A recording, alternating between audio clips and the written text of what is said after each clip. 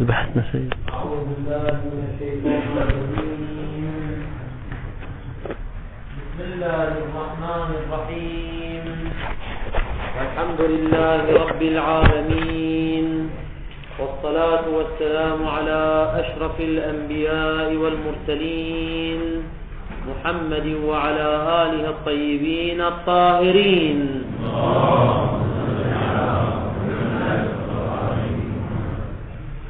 قلنا سابقا إن المصنف قدس سره يتعرض إلى مطلبين استطرادا. المطلب الأول هو عن الفرق بين الاسم والفعل، وعن دخالة معنى الزمان أو الزمان في معنى الفعل. هل الزمان دخيل في معنى الفعل أو ليس دخيلا في معنى الفعل؟ وتوصلنا إلى نتيجة أن الزمان ليس دخيلا في المعنى الموضوع له الفعل. هذا المطلب الأول الاستطرادي. أما المطلب الثاني الاستطرادي يتعلق بالتفرقة بين الاسم والحرف، والداعي إلى طرح هذا المطلب هو التعميم والشمول في الاستطراد، لأننا تكلمنا عن الاسم والفعل، فلا بأس أن نتكلم عن الحرف. ولذلك يقول المصنف لا بأس أن نصرف عنان الكلام إلى الحرف لنبين الفرق بين المعنى الحرفي والمعنى الاسمي. لا بأس بذلك للاستطراد أو للاضطراد في الاستطراد، يعني للتعميم في استطرادنا ليكون شاملا للاسم والفعل والحرف، لا بأس بذلك. اللطيف أن فيروز آبادي في عناية الأصول في شرح الكفاية قال بل فيه تمام البأس. كيف تقول يا شيخنا لا بأس به؟ لأنه تضييع لعمر الطالب، لأن هذا المطلب تقدم بحذافيره في المقدمة الثانية في الأمر الثاني، وهذا المطلب ليس إلا إعادة لما تقدم سابقا. لذلك يقول فيه بأس لأنه تضييع لوقت الطالب وعمر الطالب من هذه الأمور اللي أصلا ما فيها ثمرة واضحة، وثانيا تكرار للمطالب السابقة. لذلك نحن نحاول أن نشرح المطلب سريعا، لا نطيل فيه لأنه تقدم سابقا، ومن الطبيعي أن لا نلتزم بترتيب ما ذكره في الكتاب. فنقول ملخص ما تقدم سابقا أنه في المعاني الحرفية توجد لدينا 3 نظريات. النظرية الأولى هي نظرية المشهور الذين قالوا إن الوضع في الحروف هو من الوضع العام والموضوع له الخاص، أي أن الواضع تصور مفهوم الابتداء الكلي، تصور مفهوم الابتداء الكلي، تصور معنى عاما، ثم وضع اللفظ لا لذلك المعنى الكلي، وإنما وضع لفظ من لمصاديقه وأفراده الخاصة والجزئية،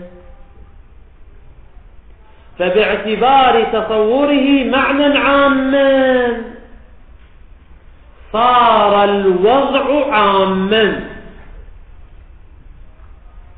وباعتبار أنه وضع اللفظ للمصاديق صار الموضوع له خاصا. هذه النظرية الأولى. النظرية الثانية ما قاله التفتازاني قدس سره، حيث قال بأن الوضع في المعاني الحرفية هو من الوضع العام، والموضوع له العام. فالوضع عام لأنه تصور معنى كليا، والموضوع له عام لأن الواضع وضع اللفظ لنفس ذلك المفهوم العام، ولكن المستعمل فيه خاص. فالواضع تصور معنى كليا ووضع اللفظ لذلك المعنى الكلي، فالوضع عام والموضوع له عام، ولكن المستعملين استعملوا هذا اللفظ اللي هو من مثلا استعملوا متى في الموارد والمصاديق الجزئية والخاصة، فالمستعمل فيه خاص، أما الوضع والموضوع له فهو عام. النظرية الثالثة ما ذهب إليه المصنف قدس سره، حيث قال في المعاني الحرفية الوضع عام والموضوع له عام والمستعمل فيه أيضا عام، كلها عام. نعم، الاختلاف إنما جاء من جهة كيفية الاستعمال وطور الاستعمال لا المستعمل فيه، كما بينا ذلك تفصيلا في محله، وتوصلنا إلى أنه لا فرق بين الاسم والحرف في أصل المعنى الموضوع له اللفظ، وفي أصل المعنى المستعمل فيه اللفظ. فمن اللي هو حرف وكلمة الابتداء التي هي اسم، كلاهما موضوع لمعنى الابتداء الكلي، وكلاهما مستعملان في ذلك المعنى. فالوضع عام والموضوع له عام والمستعمل فيه شنو؟ عام، ولكن الدواعي إلى الاستعمال مختلفة من قبل المستعمل. فتارة يستعمل اللفظ ويلحظه بما هو آلة لغيره، فيكون المعنى معنى حرفيا. وتارة يلحظه ويستعمله بما هو معنى مستقل قائم في نفسه، فيكون المعنى اسميا. فالاختلاف في كيفية الاستعمال، هل يستعمله المستعمل بما هو آلة لغيره أو بما هو شنو مستقل وقائم بنفسه.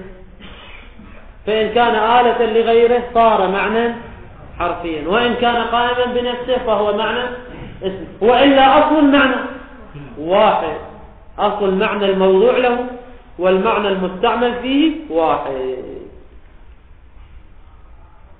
وإذا تتذكرون أيضا كما تقدم في الأمر الثاني أن الآخوند رد عليهم، رد على النظرية الأولى وعلى النظرية الثانية قائلا طبعا رد عليهم ب4 ردود. الآخوند هنا قدس سره في هذا الاستطراد يعيد ذكر ردين فقط.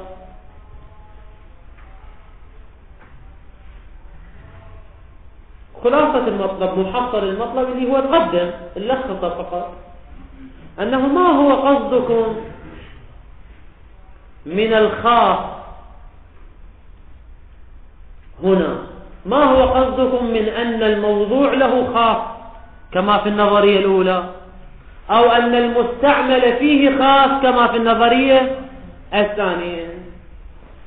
هل مرادكم الخاص والجزئي الخارجي، أم مرادكم الخاص والجزئي الذهني؟ إن كان مرادكم من الخاص هي الخصوصية والجزئية والتشخص الخارجي فهذا باطل ولا يمكن الالتزام به، إذ كثيرا ما يكون الحرف دالا ومستعملا في معنى يصلح للانطباق على كثيرين، يصلح للانطباق على كثيرين. إذا تذكرون مثلنا مثلا سر من البصرة، زين سر من البصرة لها مصداق واحد خارجي أو مصادق؟ لأنك من أي نقطة بدأت يعتبر عليها أنه سير، أو تقول سرت من البصرة، هاي سرت من البصرة أو أسير من البصرة، السير من البصرة كلي، لأنه يحتمل أنه من شمال البصرة أو جنوبها أو وسطها أو شرقها أو غربها، من محلة كذا أو من محلة كذا، فله مصادق عديدة، فهو جزئي أم كلي؟ فهو كلي. فكيف تقصدون الخصوصية الخارجية والجزئية الخارجية مع أن المعاني الحرفية تستعمل في معان هي خارجا كلية وليست جزئية؟ إذن إن كان مرادكم من الخصوصية والجزئية الخارجية فهذا ما لا نقبل به، إذ كثيرا ما يستعمل الحرف في معنى خارجي وذلك المعنى الخارجي كلي وليس جزئيا. أما إذا كان مرادكم من الجزئية والخصوصية هي الخصوصية الذهنية، أي أن المعنى الاسمي مقيد باللحاظ الاستقلالي، وهذه خصوصية ذهنية، لأن اللحاظ تصور، والتصور علم، والعلم أمر ذهني، والمعنى الحرفي مقيد باللحاظ الآلي، واللحاظ الآلي أيضا خصوصية ذهنية. فمقصودكم من الخصوصية هي الخصوصية الذهنية. وإذا كان مقيدا وخاصا في الذهن، طبعا نقول الشيء ما لم يتشخص لا يوجد سواء بوجوده الذهني أم بوجوده الخارجي. إذن هو في الذهن خاص أو ليس خاصا؟ إذن هو خاص وجزئي. وهذا إذا قبلنا نورد عليه جملة من الإيرادات 4، طبعا نذكر منها 2 فقط. الإيراد الأول: إذا كانت خصوصية اللحاظ الآلي تؤدي إلى كون المعنى الحرفي جزئيا وخاصا، فنفس الكلام نقوله في اللحاظ الاستقلالي في الاسم.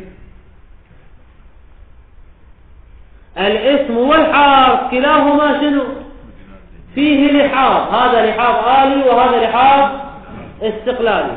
فإذا كان اللحاظ الآلي يؤدي إلى صيرورة المعنى الحرفي جزئيا وخاصا، فلازم ذلك أن اللحاظ الاستقلالي يؤدي إلى جزئية المعنى الاسمي وصيرورته معنى خاصا، فتكون الأسماء أيضا من الوضع العام والموضوع له خاص، وهذا ما لا يلتزم به أحد. لم يلتزم أحد بمن؟ بأن الأسماء وضعها شنو؟ من الوضع العام والوضع الخاص دائما، ولا يمكن أن تكون من الوضع العام والموضوع له العام. يعني هذا الكلام يلزم منه أن الموضوع له اللفظ أو المستعمل فيه اللفظ في باب الأسماء سيكون خاصا وجزئيا دائما، لأنه مقيد باللحاظ الاستقلالي، واللحاظ الاستقلالي هو قيد ذهني يؤدي إلى كونه جزئيا. هذا جواب نقضي. إن قلتم ذلك في الحروف يلزم أن نقول ذلك في الأسماء، والتالي باطل إذ لا نقوله في الأسماء، فالمقدم مثله يعني لا نقوله في الحروف. وكل جواب تجيبون به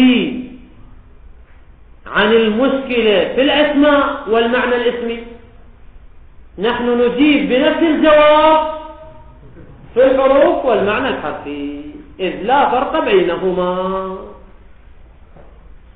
هذا الرد الأول. الرد الثاني: لو كانت خصوصية اللحاظ دخيلة في المعنى الموضوع له الحرف أو المعنى المستعمل فيه الحرف حسب النظرية الأولى أو الثانية، لو كان اللحاظ دخيلا في المعنى أو في المستعمل فيه لترتب على ذلك تال فاسد، وهو كون جميع القضايا سواء كانت إنشائية أو خبرية، جملة اسمية كانت أو فعلية، ستكون جميع هذه القضايا كاذبة وغير صادقة على الواقع الخارجي. وللزم أيضا عدم إمكان الامتثال للأمر والنهي مطلقا، كما بينا ذلك تفصيلا سابقا. توضيحه مجملا إذا قال المولى أو إذا قال المتكلم سرت من البصرة إلى الكوفة، وكانت من تدل على معنى الابتداء، يا ابتداء اللي هو بالنحو المعنى الحرفي المقيد باللحاظ الآلي، الابتداء الملحوظ باللحاظ الآلي. وهكذا جر إلى الكوفة، المراد شنو؟ الانتهاء الملحوظ باللحاظ الآلي. فإذا كان الابتداء مقيدا باللحاظ والانتهاء مقيدا باللحاظ، واللحاظ أمر ذهني ووجود ذهني، والوجود الذهني وجود كلي أم جزئي؟ جزئي، لأن الشيء ما لم يتشخص لا يوجد. فإذا كان هذا المعنى موجودا في الذهن فهو متشخص، وإذا كان متشخصا فهو جزئي ومقيد بكونه أمرا ذهنيا. وإذا كان المعنى الحرفي مقيدا بأمر ذهني فتوابعه مقيدة أيضا بالأمر الذهني، وهي السير والبصرة والكوفة. بهذا البيان نقول السير والبصرة والكوفة اللي هي معاني اسمية مقيدة بمن؟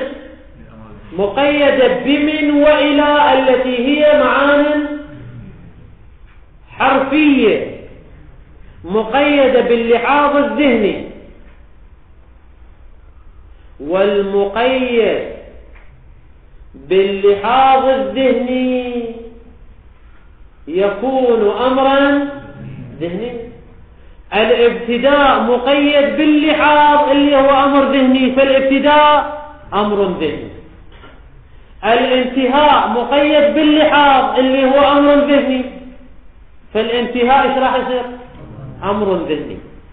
زين، إذا كان الابتداء والانتهاء أمور ذهنية لأنها مقيدة باللحاظ، زين نجي نفس الكلام وين نقوله؟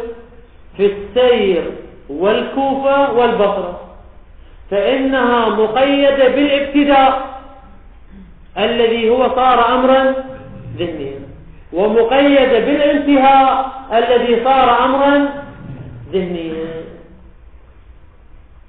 فتكون السير والبصر والكوفة أيضا أمورا ذهنية.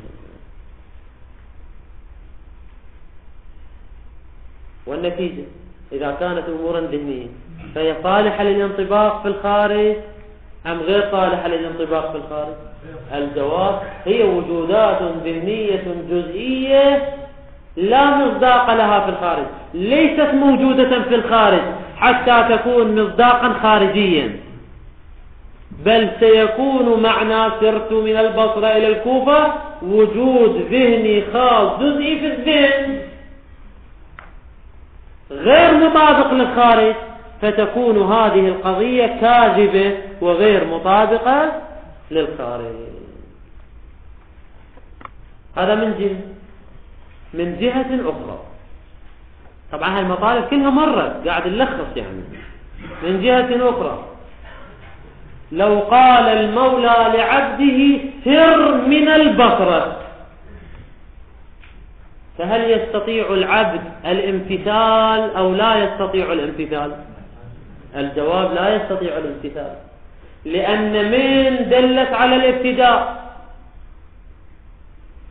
والابتداء مقيد باللحاظ الآلي، واللحاظ الآلي أمر ذهني، والمقيد بأمر ذهني سيكون أمرا ذهنيا، فالابتداء صار أمرا ذهنيا.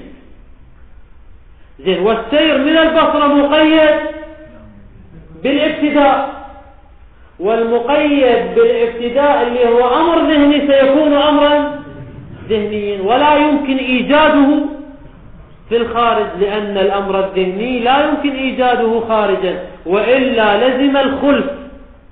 لو أوجد خارجا هذا خلف كونه أمرا ذهنيا. وهذا يعني أن العبد يستطيع أن يمتثل أو لا يستطيع أن يمتثل؟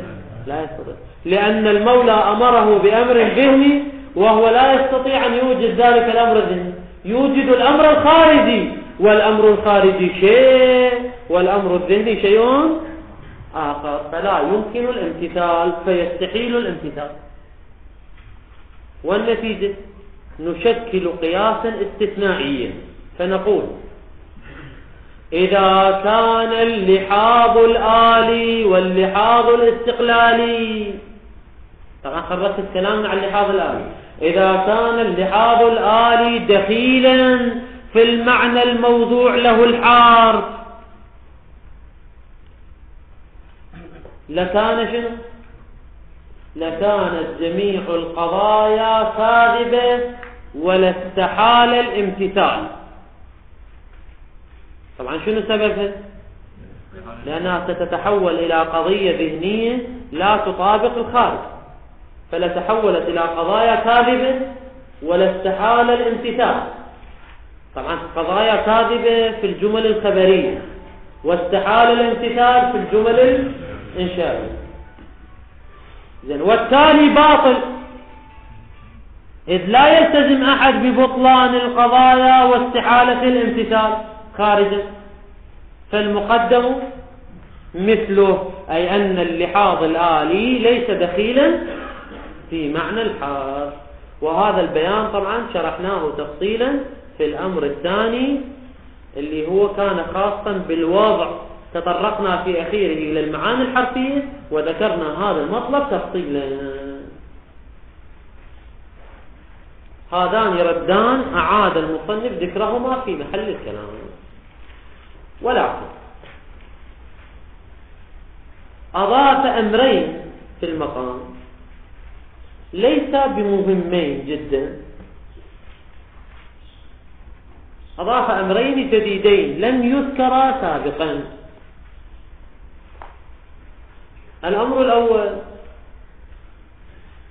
عبر عن المعنى الذي وضع له الحرف والاسم، أسماه بالكل الطبيعي، قال هو في نفسه كل طبيعي، وهذا يحتاج إلى بيان. والأمر الثاني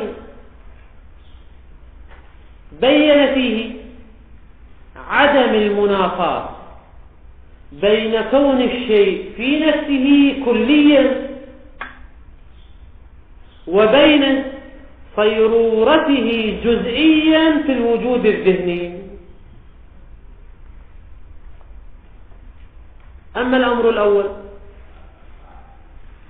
الأول درسنا في المنطق، أيضا نلخص المطلب، درسنا في المنطق أن الكلي على 3 أنواع: الكلي الطبيعي وهو ذات الموصوف من دون ملاحظة كونه موصوفا لوصف، أو من دون ملاحظة كونه موصوفا بالكلية. لا، ننظر ذات المفهوم وأنه طبيعة من الطبائع. النوع الثاني الكلي المنطقي، وهو معنى الكلي الذي عرف بأنه ما لا يمتنع صدقه على كثيرين ولو بالفار. هذا يسمى شنو؟ كلي منطقي، أو ما يسمى بالمعقولات الثانية المنطقية، أي نلحظ ذات الوصف دون ملاحظة الموصوف. النوع الثالث من الكلي هو الكل العقلي، وهو ملاحظة الموصوف مع الوصف، المركب منهما يسمى كلي عقلي. توضيح ذلك بالمثال: إذا قلنا الإنسان كلي، فهنا عندنا موصوف اللي هو الإنسان، وعندنا وصف وهو الكلي، وعندنا شنو؟ حمل للكلية على الإنسان، ف3 أمور. فإذا لاحظنا الإنسان في نفسه دون أن نحمل عليه الكلية، فالإنسان في نفسه ماذا؟ كلي طبيعي. أما كونه طبيعي فلأنه يعبر عن طبيعة من الطبائع الموجودة في العالم، وهي طبيعة الحيوان الناطق. وأما كونه كلي فلأنه يصلح للانطباق على كثيرين. هذا الكل الطبيعي. إذا أخذنا المحمول وهو الوصف في قولنا الإنسان كلي، فنأخذ المحمول اللي هو قولنا كلي. ما هو تعريف الكل؟ قالوا هو ما لا يمتنع صدقه على كثيرين. فهذا الكلي هو الكلي المنطقي. فإذا أخذنا الموصوف فهو الكل الطبيعي، وإذا أخذنا وصف الكلية فهذا هو الكل المنطقي. زين، إذا أخذنا اتصاف الإنسان بالكلية يعني المجموع من الوصف والموصوف فهذا هو الكل العقلي. وسبب التسمية هو أنه لا وجود له إلا في العقل والذهن. الإنسان الموصوف بوصف الكلية موجود خارجا أو ليس موجودا خارجا؟ ليس موجودا خارجا، لا مكان له إلا العقل والذهن، بخلاف الكل الطبيعي فإنه يمكن أن يوجد في الذهن ويمكن أن يوجد في الخارج، ولكن وجود الكل الطبيعي في الخارج إنما يكون بوجود أفراده ومصادقه، إلا على نظرية الرجل الهمداني الذي يقول بأن الكل الطبيعي موجود بنفسه في الخارج. طبعا كل هذه المطالب تكرارية، لذلك يعني قاعد أسرع في الشرح حتى تخلص المطلب، إلا أمر مكرر. زين، هذا شنو ربط مطلبنا؟ هذا الكل المنطقي والطبيعي والعقلي. يقول ربطه بمطلبنا هو أنه يوجد لدينا معنى حرفي ملحوظ باللحاظ الآلي، فعندنا موضوع وموصوف وهو المعنى الحرفي، وعندنا وصف ومحمول وهو اللحاظ كونه ملحوظا باللحاظ الآلي. فإذا أخذنا المعنى الحرفي وهو معنى الابتداء بما هو دون أن نحمل عليه اللحاظ فهذا كل طبيعي. فمعنى الابتداء دون أن نحمل عليه اللحاظ الآلي أو أن نحمل عليه اللحاظ الاستقلالي هذا يشكل بمثابة الكل الطبيعي، لأن الابتداء طبيعة من الطبائع وشنو ولا يمتنع صدقه على كثيرين، ويمكن أن يوجد في الذهن ويمكن أن يوجد في الخارج، فهو كلي طبيعي. هذا إذا لاحظنا ذات الموصوف. أما إذا لاحظنا ذات الوصف اللي هو شنو الوصف؟ كونه ملحوظا باللحاظ الآلي أو الاستقلالي، فنفس اللحاظ أو كونه ملحوظا راح يصير بمثابة الكل المنطقي. واتصاف معنى الابتداء اتصاف بمن؟ بكونه ملحوظا، هذا الشيء يشكل الكل العقلي. هذا اللي يريد يقوله الأخذ، يعني هذا المطلب الجديد اللي ذكره، وهذا مبني على الكناية أيضا وعلى التسامح. لماذا؟ لأن مقصودنا من الكل المنطقي هو نفس عنوان الكلية، نفس عنوان كلي إذا حملناه على شيء. إذا قلنا الإنسان كلي، البياض كلي، الابتداء كلي، هذا الكل المحمول هو الكل المنطقي. لكننا في محل الكلام ماذا حملنا؟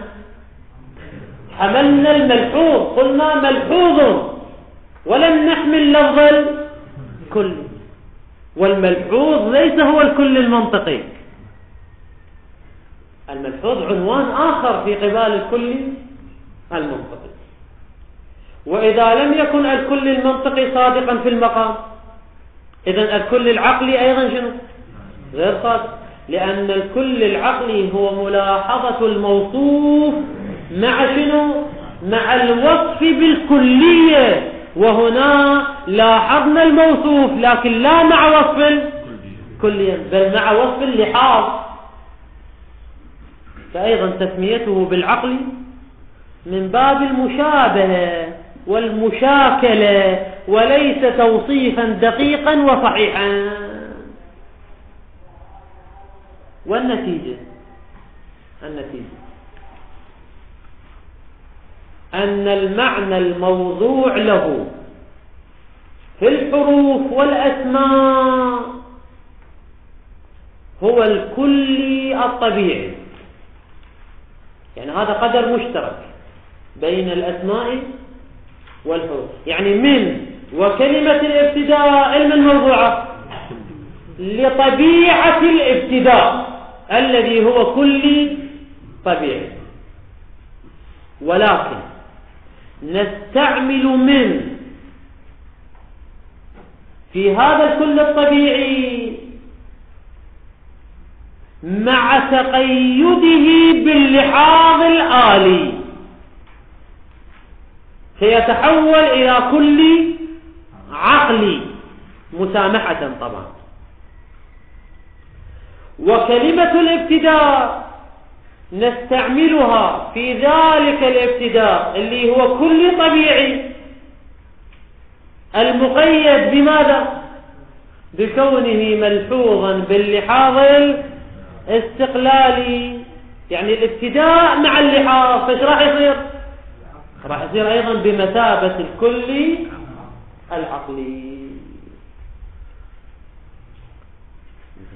إذن الابتداء الملحوظ باللحاظ الآلي والابتداء الملحوظ باللحاظ الاستقلالي صار من يا نوع؟ من الكل العقلي. إذن هو كلي لو جزئي؟ إذن هو كلي.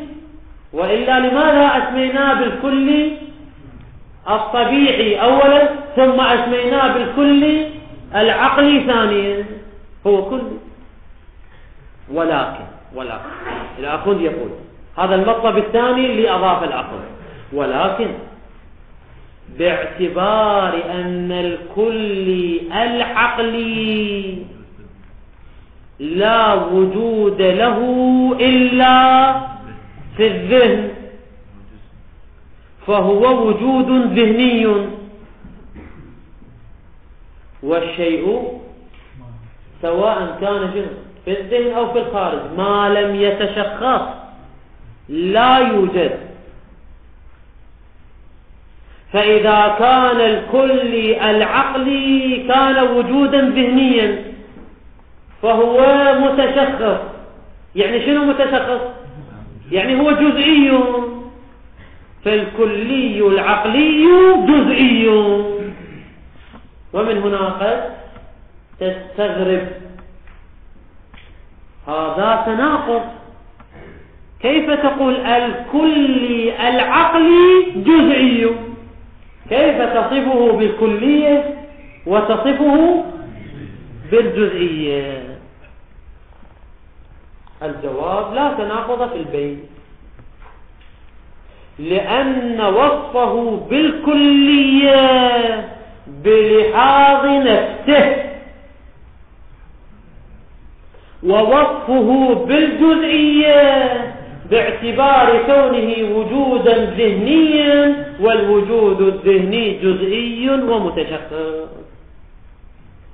فالوصف بالكلية والجزئية باعتبار واحد ولحاظ واحد أم باعتبارين؟ وإذا كان باعتبارين فلا يؤدي إلى التضاد أو التناقض. هو باعتبار هو كل، وباعتبار آخر هو جزئي، ولا مشكلة في المقام. هذا المطلب الثاني الذي أضافه الآخر في هذا المقام. هذا جملة المطلب. يبقى تطبيقه، نحاول أنه شنو؟ أن نطبقه سريعا قبل أن ينتهي الوقت. زين.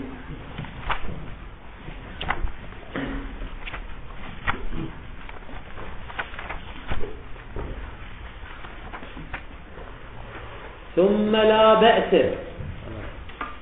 طبعا قلنا شنو؟ قال صاحب العناية فيه تمام البأس.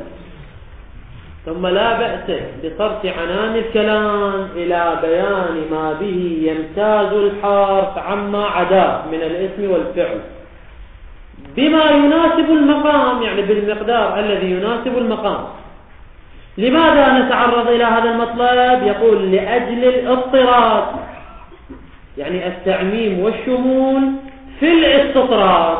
يقول ما زال احنا استطردنا، خلينا نستطرد بصورة عامة وشاملة. تعرضنا إلى الفعل فلا بد أن نتعرض للحرف لأجل الاضطراد في الاستطراد في تمام الأقسام، يعني في تمام أقسام الكلمة وهي الاسم والفعل والحرف. تعلم أنه وإن اشتهر بين الأعلام، هاي النظرية الأولى في المعاني الحرفية، أن الحرف ما دل على معنى في غيره. يعني شنو؟ أنه مقيد باللحاظ الآلي فيكون من باب الوضع العام والموضوع له الخاص. وقد بينا ذلك في الفوائد، فوائد الأصول، واحد من مؤلفات الآخوند الخراساني قدس سره، بما لا مزيد عليه بعد ما يحتاج نبينه، إلا أنك عرفت فيما تقدم. وين تقدم؟ في الأمر الثاني من الأمور 13 اللي هو يختص بالوضع. عرفت عدم الفرق بين الحرف وبين الاسم بحسب المعنى، يعني بحسب ذات المعنى. هاي نظرية الآخوند الخراساني، عدم الفرق بين الحرف وبين الاسم بحسب ذات المعنى، لا فرق بينهما في المعنى الموضوع له ولا المعنى المستعمل فيه، وإنما الفرق بينهما في كيفية الاستعمال، هل هي استعمال آلي أو استعمال استقلالي. وأن المعنى فيهما، يعني في الحرف والاسم، ما لم يلحظ فيه، يعني في ذلك المعنى لم يلحظ ماذا؟ الاستقلال بالمفهومية ولا عدم الاستقلال بالمفهومية.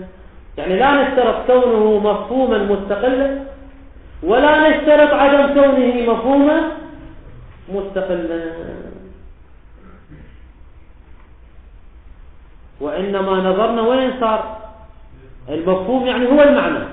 لا ننظر إلى الاستقلال في المعنى وعدم الاستقلال في المعنى، وإنما ننظر إلى الاستقلال في الاستعمال وعدمه، يعني كيفية الاستعمال تختلف، لا المستعمل فيه والموضوع له، كما شرحناه تفصيلا في محله. وإنما الفرق هو، أي الفرق بين الاسم والحرف، هو في كيفية الاستعمال لا في المستعمل فيه. وإنما الفرق هو أن الحرف وضع ليستعمل، يعني شنو يستعمل؟ يعني في كيفية الاستعمال، ليستعمل بكيفية أريد منه، يعني منه من الهاء المن ترجع من الحرف، أريد منه يعني من الحرف معناه، يعني معنى الحرف حالة لغيره وبما هو في الغير، يعني لاحظنا بما هو آل لغيره. لكن هاي الصفة، صفة الآلية، صفة علما، مو للمعنى الموضوع له ولا للمستعمل فيه، وإنما صفة لنفس الاستعمال. الاستعمال يكون بهذه الكيفية، ووضع غيره، غير من؟ غير الحرف اللي هو الاسم، ليستعمل بكيفية وطريقة. ما هي الكيفية والطريقة؟ وأريد منه، يعني من الاسم معناه بما هو يعني بما هو مستقل.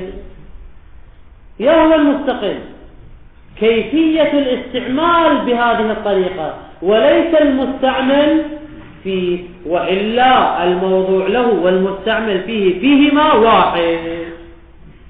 وعليه يعني على هذا الفرق الذي ذكرناه بين معنى الحرف ومعنى الاسم يكون كل من الاستقلال بالمفهومية كما في الاسم، وعدم الاستقلال بالمفهومية كما في الحرف. إنما اعتبر هذا الاستقلال وعدم الاستقلال وين اعتبر؟ في نفس الاستعمال، في جانب الاستعمال، لا في المستعمل فيه ولا في الموضوع، لا، إنما اعتبر في جانب الاستعمال لا في المستعمل فيه ليكون بينهما تفاوت بحسب المعنى. هاي ليكون متعلقة بالمستعمل فيه بمعنى حتى، اللام هنا بمعنى حتى، ولكي تكون العبارة أوضح خلي العبارة بين قوسين، لا في افتح قوس المستعمل فيه حتى يكون بينهما يعني بين الحرف والاسم تفاوت بحسب المعنى سد القوس. متى يكون بينهما تفاوت بحسب المعنى؟ متى يكون هناك تفاوت بين الاسم والحرف بحسب المعنى؟ إذا قلنا أن التفاوت يرجع إلى المستعمل فيه، أما إذا قلنا التفاوت يرجع إلى الاستعمال فلا تفاوت في المعنى. لذلك العبارة تقول إنما اعتبر في جانب الاستعمال ولم يعتبر هذا التفاوت في المستعمل فيه حتى تقولوا بينهما تفاوت بحسب المعنى. التفاوت بحسب المعنى متوقف على التفاوت في المستعمل فيه، وهذا ما لا نقوله لأننا نقول أن التفاوت في الاستعمال. صارت العبارة واضحة إن شاء الله. زين. فلفظ الابتداء لو استعمل في المعنى الآلي ولفظة من لو استعملت في المعنى الاستقلالي، يعني عكسنا المطلب، هذا استعمال مجازي استعمال حقيقي أو لا هذا ولا ذا؟ شو تقولوا؟ استعمال كلمة الابتداء في الابتداء الملحوظ باللحاظ الآلي هذا استعمال مجازي أو ليس مجازي؟ ليس مجازيا، لأنه لا يصدق عليه استعمال اللفظ في غير ما وضع له. لماذا؟ أنت ابتداء واستعملت وين؟ في الابتداء الآلي. عجيب. ومن استعملتها في الابتداء الاستقلالي، كيف لا يكون استعمالا مجازيا؟ الجواب وذلك لأن كلمة الابتداء وكلمة من موضوعتان لمعنى الابتداء الكلي دون أن يقيد باللحاظ الآلي أو الاستقلالي. فاستعمال الابتداء كلمة الابتداء في الابتداء الآلي هو استعمال لللفظ في نفس المعنى الذي وضع له، لكن مع الأسف خالفنا الاستعمال. الاستعمال لابد أن يكون بنحو الاستقلال، نحن استعملناه بنحو الآلي، وإلا المعنى الموضوع له اللفظ واحد أم مختلف؟ معنى الموضوع له لفظ واحد وليس مختلفات حسب نظرية الآخون الخراساني، وتقدم هذا المطلب وفصلناه في محله. قال فلفظ الابتداء يعني يترتب على المطلب السابق أن لفظ الابتداء لو استعمل في المعنى الآلي ولفظة من لو استعملت في المعنى الاستقلالي لما كان مجازا واستعمالا لللفظ في غير ما وضع له، لا هو استعمال لللفظ فيما وضع له، ولكنه بغير وضع. لذلك يقول وإن كان بغير ما وضع له أعيد لك العبارة. هو ليس استعمالا في غير ما وضع له، يعني في غير المعنى الذي وضع له، وإنما هو استعمال بغير ما وضع له، أي بغير الطريقة والنهج والأسلوب الذي وضع الواضع كلمة الابتداء وكلمة من له. يعني خالفنا كيفية ونهج الاستعمال ولم نخالف الموضوع له. لذلك يقول فالمعنى في كليهما، اللي عنده درس على رأسه عنده فقط تطبيق يعني حتى لا أخليه على الدرس القادم. فالمعنى في كليهما يعني في الاسم والحرف في نفسه، يعني شنو في نفسه؟ يعني لو لاحظنا المعنى دون أن شنو نحمل عليه اللحاظ الآلي أو الاستقلالي، ايش راح يصير؟ يقول كلي طبيعي، لأن الكل الطبيعي هو ملاحظة الموصوف بدون الوصف، فإذا لاحظناه في نفسه بدون الوصف فهو كلي طبيعي يصدق على كثيرين. لماذا سمي كلي؟ لأنه يصدق على كثيرين. لماذا هو طبيعي؟ لأنه طبيعة من الطبائع. هذا إذا لاحظناه في نفسه. ومقيدا باللحاظ الاستقلالي والآلي، أي مقيدا عطف على ماذا؟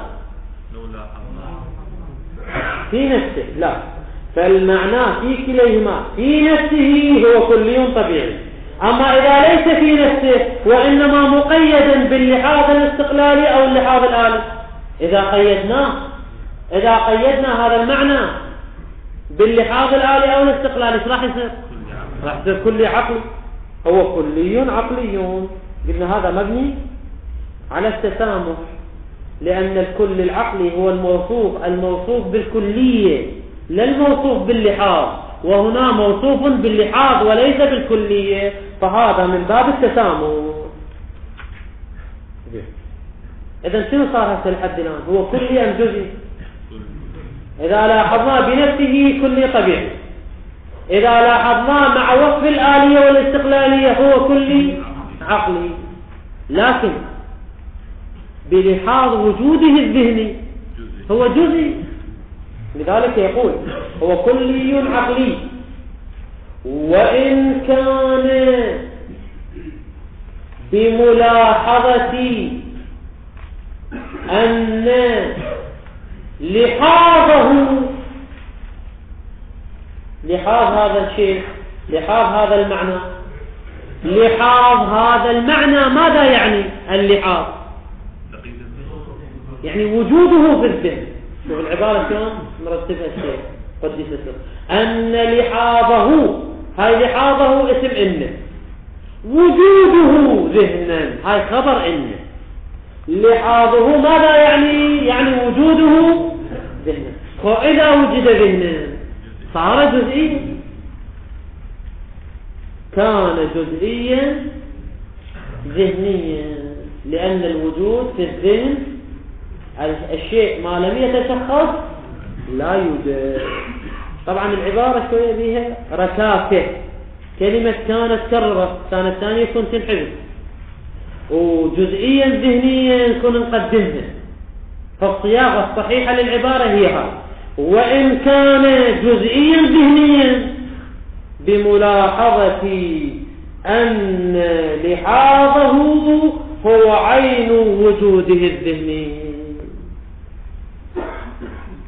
زين ليش لحاظه وجوده ذهنا ويصيره جزئيا ذهنيا؟ يقول فإن الشيء ما لم يتشخص لم يوجد، ولا فرق بين الوجود الخارجي والوجود الذهني وإن كان بالوجود الذهني.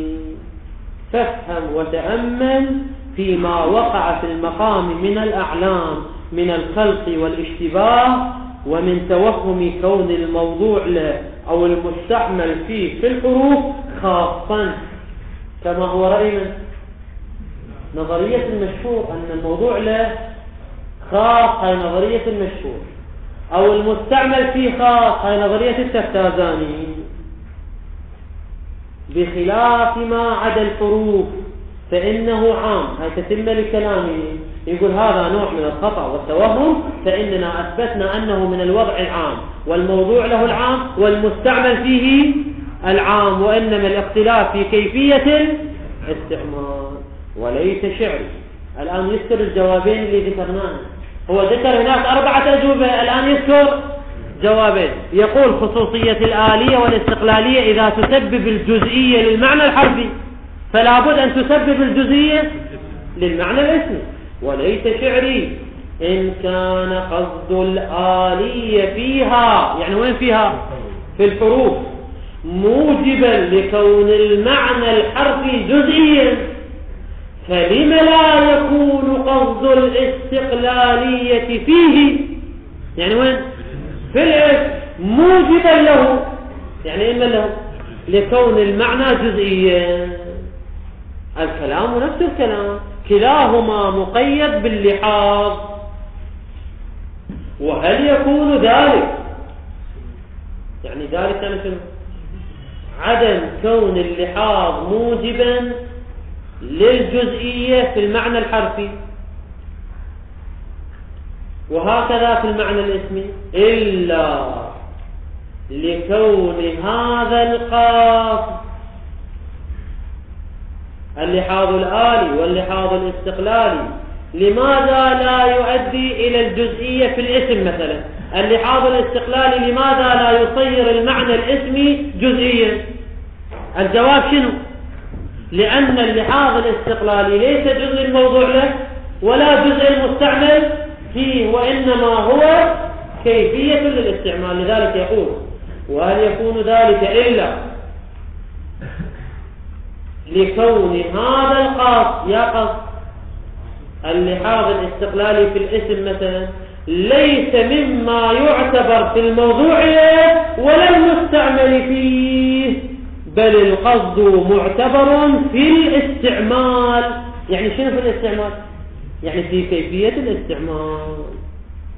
هذا وين؟ في الأسماء، ولذلك لا يؤدي إلى جزئيتها، فلم لا يكون فيها كذلك؟ يعني وين فيها؟ في الحروف أيضا لا يؤدي إلى الجزئية، لأنه ليس قيدا للموضوع له ولا المستعمل فيه. هذا الرد الأول. الرد الثاني المتقدم أيضا سابقا، وإلا يعني شنو وإلا؟ لو كان لحاظ الآلية والاستقلالية دخيلا في المعنى الموضوع له الحرف أو الاسم، شو راح يترتب عليه؟ أنها تطابق الخارج أو لا تطابق الخارج؟ لا تطابق الخارج ولا يمكن امتثالها. وإلا لزم أن يكون معاني المتعلقات، يعني شنو المتعلقات؟ يعني متعلقات الحروف اللي هي السير والكوفة والبصرة، في قولنا سرت من البصرة إلى الكوفة، تكون غير منطبقة على الجزئيات الخارجية، يعني غير منطبقة على البصرة الخارجية والكوفة الخارجية والسير الخارجي. لماذا؟ لكونها كون معاني المتعلقات.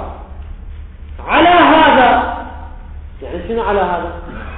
على تقدير كونها ملحوظة باللحاظ الآلي تبعا لملاحظة الابتداء والانتهاء باللحاظ الآلي. إذا لوحظت بهذا اللحاظ ايش راح تصير؟ كليات عقلية، والكل العقلي لا موطن له إلا الذهن، فلا يصلح للانطباق على الخارج. فالسير والبصرة والكوفة في قوله سرت من البصرة إلى الكوفة لا يكاد يصدق على السير والبصرة والكوفة الخارجية. لماذا؟ لتقيدها، تقيد من؟ السير والبصرة والكوفة بمن مقيده؟ بالابتداء والانتهاء، والابتداء والانتهاء مقيده باللحاظ اللي هو أمر ذهني فشكل قياس. هذه الأمور الثلاثة اللي هي السير والكوفة والبصرة مقيدة بالابتداء والانتهاء، والابتداء والانتهاء مقيدة باللحاظ النتيجة السير والبصر والكوفة مقيدة باللحاظ، واللحاظ أمر ذهني، فالبصر والكوفة والسير ستكون مقيدة بأمر ذهني فلا توجد في الخارج لتقيدها، تقيد السير والبصر والكوفة بما اعتبر فيه القصد، بما اعتبر فيه القصد اللي هو الابتداء، لتقيدها بالمعنى الحرفي اللي هو الابتداء والانتهاء الذي اعتبر فيه قصد الآلية والاستقلالية. فهنا كلمة ما اسم موصول يعود إلى المعنى الحرفي اللي هو في الجملة الابتداء والانتهاء. كأنه شرد يقول السير والبصر والكوفة مقيدة بالمعنى الحرفي اللي هو الابتداء والانتهاء. لأن المعنى الحرفي ماذا اعتبر فيه؟ اللحاظ والقصد، فراح يصير قيد القيد قيد لتقيدها بما اعتبر فيه القصد واللحاظ وهو المعنى الحرفي، فتصير كليات عقلية فيستحيل انطباقها على الأمور الخارجية. انطباق من السير والبصر والكوفة يستحيل انطباقها على الأمور الخارجية. طبعا الوقت انتهى وتجاوزنا الوقت، لكن حرامات نخلي هذا المطلب على الدرس القادم. لذلك من تعب أو شعر بالملل أو ضاد احنا راح يعني إذا طبق هاي الأسطر البقية. وبما حققناه، يعني شنو حققناه؟ من كون المعنى بنفسه كلي لكن بوصفه باللحاظ ايش راح يصير؟ جزئي، لأن اللحاظ أمر ذهني، وإذا صار وجودا ذهنيا صار جزئيا. قد تقول هذا تناقض، كيف هو كلي عقلي وبوجوده الذهني راح يصير جزئي؟ نقول اختلافنا الاعتبار يختلف. وبما حققناه يوفق بين جزئية المعنى الحرفي بل حتى الاسمي، بين كونه جزئيا وبين شنو؟ وبين الصدق على الكثيرين بحيث نسميه كلي عقلي أو كلي طبيعي. يعني شلون نوفق بيناتهم؟ التوفيق، وأن هذا بيان للتوفيق، وأن الجزئية باعتبار تقيد المعنى باللحاظ، يعني واللحاظ أمر ذهني فيكون أمرا ذهني، والأمر الذهني أمر جزئي باعتبار تقيد المعنى باللحاظ في موارد الاستعمالات آليا في الحروف أو استقلاليا في الأسماء. وكليته هذا عطف على اسم إن، وأن الجزئية باعتبار كذا وكذا، وأن الكلية يعني كلية المعنى الاسمي أو الحرفي بلحاظ